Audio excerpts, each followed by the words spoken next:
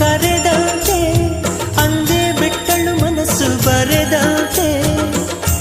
ನಿನ್ನೆ ಪ್ರೀತಿಸುವೆ ಎಂದು ನನ್ನ ಪ್ರೀತಿಯ ದೇವತೆಯು ಬಳಿ ಬಂದಳು ನನ್ನ ಹೃದಯದ